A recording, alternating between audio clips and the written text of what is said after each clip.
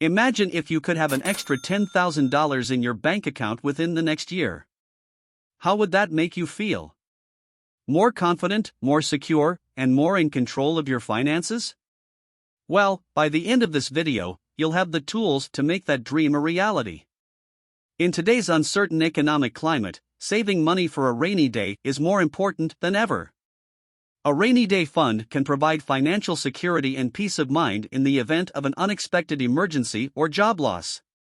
The first step in budgeting is to understand where your money is going.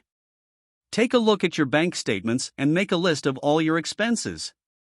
This includes things like rent, mortgage, utilities, groceries, transportation, insurance, and entertainment. Once you have a clear understanding of where your money is going, you can start making a plan to cut back on unnecessary expenses. One way to do this is to track your expenses using a budgeting app or a spreadsheet. This will help you see where you are spending the most money and where you can make adjustments. Another way to cut back on expenses is to make a list of your wants and needs.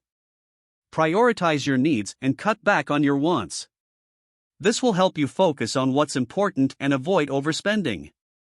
When it comes to budgeting, it's important to keep in mind that it's not a one-size-fits-all solution.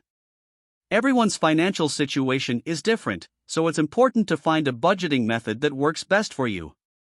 Some popular budgeting methods include the 50-30-20 rule, the envelope system, and the zero-sum budget. The 50-30-20 rule is a simple way to budget your money.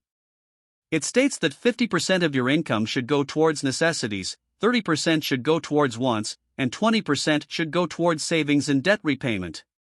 The envelope system is a cash-based budgeting method where you physically divide your money into envelopes for different categories of expenses. For example, you might have an envelope for groceries, an envelope for entertainment, and an envelope for savings. The zero-sum budget is a budgeting method where your income minus your expenses equals zero. This means that every dollar you earn is allocated to a specific category, whether it be for expenses, savings, or debt repayment. Now, let's talk about saving money. The key to saving money is to pay yourself first. This means setting aside a portion of your income for savings before you pay any of your bills or make any other purchases. A good rule of thumb is to save at least 20% of your income. The more you can save, the better, but start with what you can and gradually increase it over time. One way to make saving money easier is to automate it. Consider setting up automatic transfers from your checking account to your savings account. This way, you'll never even see the money and you'll be less likely to miss it. You can also look for ways to reduce your expenses in order to reach your goals faster. For example, you can negotiate your bills, shop around for better deals, or cut back on subscriptions you don't use. Every little bit adds up and can make a big difference in the long run. It's also important to have a rainy day fund. This is an emergency fund that you can use in case of unexpected expenses such as a car repair or medical bill. The goal is to have enough money saved to cover at least 3 to 6 months of living expenses. It's a good idea to set a goal and work towards it, such as saving $1,000 in 3 months or $5,000 in a year. This fund should be kept in a separate account and should not be touched unless it is an emergency. Another way to save money is by creating a savings plan for specific goals. This means setting specific financial targets, such as a down payment on a house, a vacation, a new car, or a child's education, and then creating a plan to reach those goals. When creating a savings plan for specific goals, it's important to be realistic about the cost and the time frame in which you hope to achieve it. Break down the cost into smaller, manageable chunks and set a deadline for when you want to reach your goal. One way to do this is to use the SMART method, which stands for specific, measurable, achievable, realistic, and time-bound. By using this method, you can set specific and attainable goals and measure your progress towards achieving them. Another tip for saving money is to take advantage of employer benefits such as 401k matching contributions or health savings accounts, HSA. These types of accounts allow you to save money on a pre-tax basis, which can help reduce your overall tax bill and increase your savings. It's also important to review your insurance policies and make sure you have the coverage you need without overpaying. Shop around for the best rates and consider increasing your deductibles to lower your premium.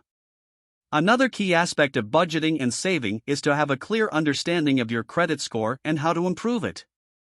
Your credit score can have a big impact on your ability to get a loan, credit card, or even a job. Make sure to check your credit score regularly and address any errors or discrepancies. One of the most effective ways to improve your credit score is by paying your bills on time. Late payments can have a major impact on your credit score. Another important factor is your credit utilization, or the amount of credit you are using compared to the amount of credit available to you. Keep your credit utilization low and make sure to pay off any credit card balances in full each month. If you have a rewards credit card, make sure you're taking advantage of any cashback or rewards offered. This can help you save money on your purchases and help you build up your rainy day fund.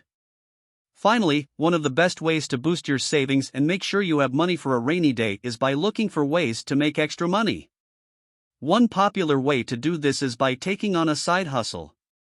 A side hustle is a part-time job or gig that you do in addition to your full-time job. The great thing about side hustles is that they offer flexibility and the opportunity to earn extra money on the side. There are countless opportunities for side hustles, from delivering food to dog walking, tutoring to selling items online. The options are endless. You can choose something that aligns with your interests and skills.